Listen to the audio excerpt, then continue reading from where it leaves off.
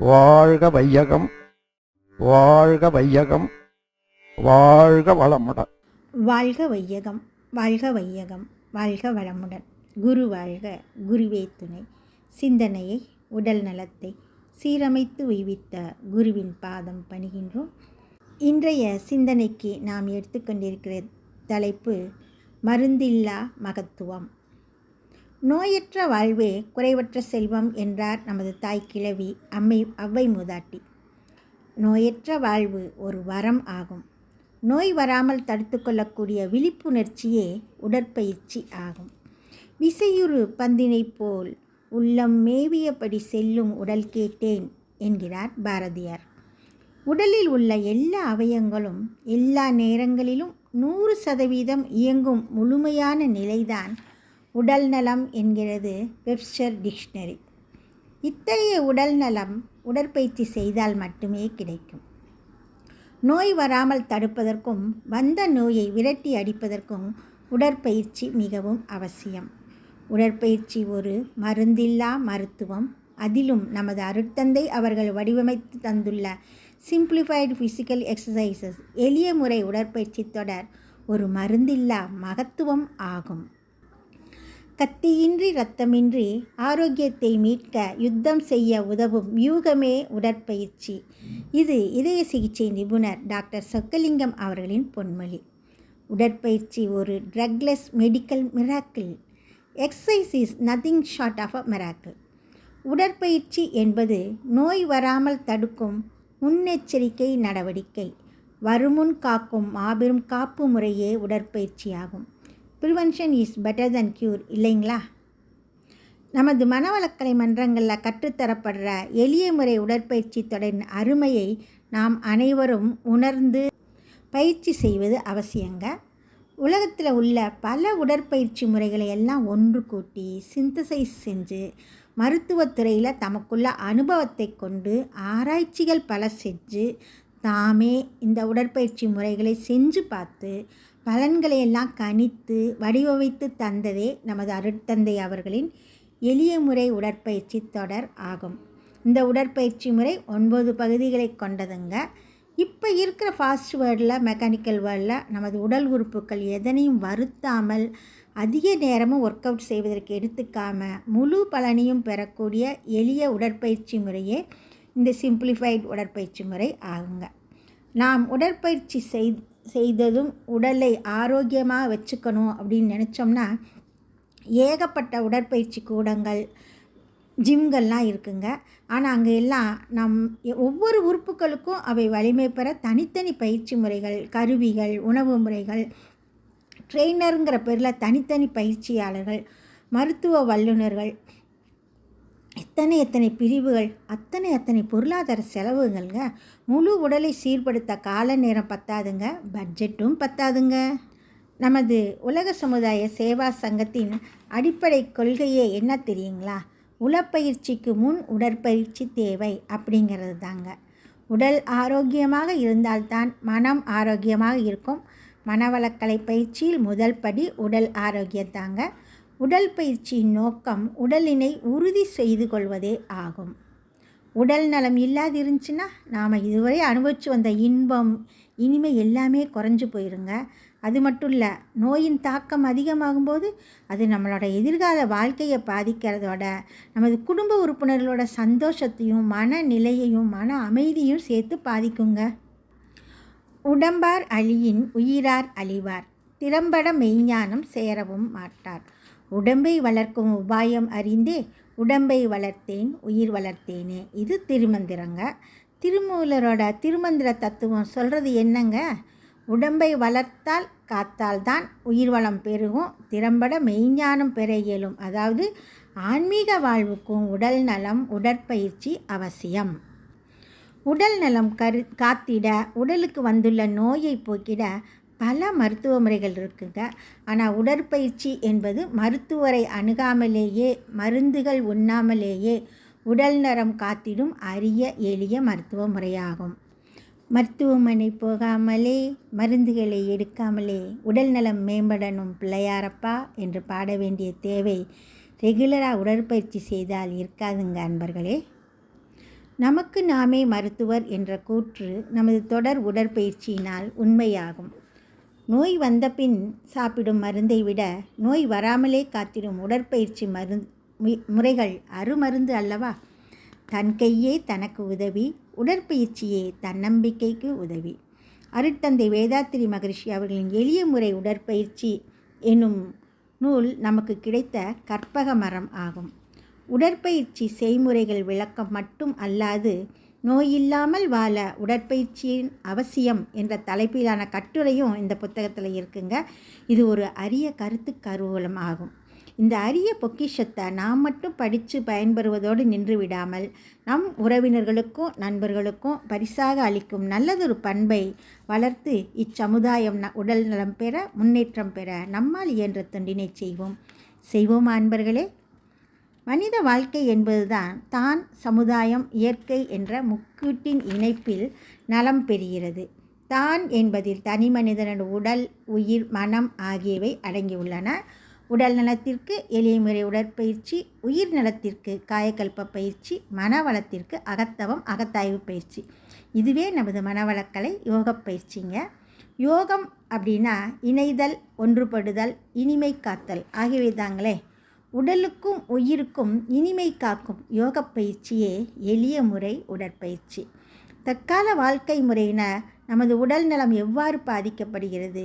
மருத்துவரை தேடி மருந்துகளை தேடி மனிதர்கள் ஓடி சுகம் இழக்கும் நிலை எவ்வாறு உருவாகிறது அப்படிங்கிறத கொஞ்சம் சிந்திக்கலாங்க. எல்லாம் இன்பமயம், அதை தேடி எல்லாம் இயந்திரமயம். விஞ்ஞான முன்னேற்றத்தால் மனிதனே இயந்திரத்தோடு இயந்திரமாக மாறி வருகின்றான். பொருளாதார பேராசையினால் அமைதி இழந்து நேரம் காலம் மறந்து உடல் நலம் மறந்து ஃபாஸ்ட் என பறந்து கொண்டிருக்கிறான். உடல் முழு இயக்கம் என்பதே மறந்துவிட்ட ஓர் நிலை. ஈட்டிய பொருள் செல்வம் செரிக்காமல் அறியாமையினால் தான் செய்ய வேண்டிய உடல் உழைப்பை மறந்து அனைத்தும் இயந்திரமயம். உடல் உழைப்பு மறந்த நிலையில் ஏற்பட்ட உடல்நலக்கேட்டிற்கு விடிவு மருத்துவத்துறையின் அரவணைப்பு. மருந்துகள் பெருக்கம், நோய்கள் பெருக்கம். ஏன் இந்த அவல நிலை? உடற்பயிற்சி என்ற ஒன்றே மருந்தில்லா வாழ்வு வாழ சரியான வழியாகும். இன்றைய காலகட்டத்தின் கட்டாயத்தில் ஸ்பெஷலைசேஷன் இன் ஒர்க் அப்படிங்கிற நிலையில் கணிப்பொறி, லேப்டாப், கைபேசி மற்றும் என்ற தொல்லைபேசி, கணிப்பொறி விளையாட்டுக்கள் என்பவை அனைத்து தரப்பு மக்களையும் அசைய விடாமல் கட்டுப்படுத்தியுள்ளன. குறிப்பிட்ட வேலையை நிறைவு செய்ய ஒரு குறிப்பிட்ட நிலையிலேயே அமர்ந்து வேலை செய்ய வேண்டிய கட்டாயம். பொழுதுபோக்கு அனைத்துமே இருந்த இடத்திலேயே உடல் உறுப்புகளுக்கு அசைவு கொடுக்காமல் செய்யும் முன்னேற்ற நிலை. ஒரு சில உறுப்புகள் மட்டுமே அதிகம் பயன்படுத்தப்படுற நிலையில் பிற உறுப்புகள் இயக்கத்திற்கு வராதனால பாதிக்கப்படும் அபாயம் நிறையா இருக்குங்க. நாம் உணரும்போது அதற்கு ஒரே விடிவு காலம் உடற்பயிற்சி தான் அப்படிங்கிறத நம்ம புரிஞ்சுக்கலாம். எந்திரத்தனமாக வாழும் மனிதனின் உடல் நலம் மேன்மை பெற ஆபத்து இல்லாத, மருந்துகள் இல்லாத உடற்பயிற்சிகளே தேவை. அந்த உடற்பயிற்சிகளும் உடலை மென்மையாக இயக்கி மேன்மை பெற செய்யும் பயிற்சிகளாக இருத்தல் வேண்டும். சிரசாசனம் போன்ற ஆபத்தான கடினமான பயிற்சிகளால் என்ன ஆகுங்க? நம்ம தலைகீழாக நிற்பதால் தலைப்பகுதியில் இரத்த ஓட்டம் அதிகமாக தேக்கம் வரும். நமது மூளைப்பகுதியில் உள்ள இரத்த குழாய்கள் மிகவும் நுண்ணிய அளவானவை. அவை சிரசாசனத்தின் போது அவை விரிவடைந்த பின்னர் ஒரு 40 வயசுக்கு மேலே உள்ளவங்களுக்கெல்லாம் அது பழைய அளவுக்கு சுருங்காதுங்க. அதனால் சில நோய்கள் தோன்றும் அபாயம் உள்ளது. எனவே தான் ஆபத்தில்லாத, அதிகமான வேகம் கொடுக்காத தன்மையுள்ள நமது எளிய முறை உடற்பயிற்சி முறை சிறந்ததுங்க. மேலும் சிரசாசனத்தால் கிடைக்கக்கூடிய நன்மைகள் அனைத்தும் நமது முதல் பயிற்சியான கைப்பயிற்சி செய்வதிலேயே நமக்கு கிடைத்து விடுகிறது என்பது தான் நம்ம உடற்பயிற்சியின் சிறப்பு ஆகுங்க. மருந்து அப்படின்னா என்ன? மருவி உந்துதல் அப்படிங்கிறது தான் அதோட விளக்கம். நமது எளிய முறை உடற்பயிற்சியினால் ஜீவகாந்த ஆற்றல் மருவி உந்தப்பட்டு உடல் முழுவதும் பரவி நன்மை தருகிறது.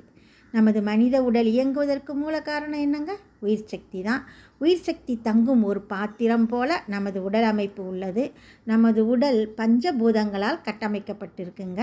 பிருத்வி என்னும் மண் பருவுடலாகவும், அப்பு என்னும் நீர் இரத்தமாகவும், தேயு எனும் நெருப்பு உடல் சூடாகவும், வாயு எனும் காற்று மூச்சாகவும், ஆகாசம் எனும் மின் உயிர் சக்தியாகவும் நம் உடலில் இருக்குங்க. உடலில் உள்ள இரத்த ஓட்டம், வெப்ப ஓட்டம், காற்றோட்டம், உயிரோட்டம், ஜீவகாந்த ஓட்டம் இந்த 5 இணைந்து சீராக செயல்பட்டால் உடல் நலம் ஆரோக்கியமாக இருக்கும்.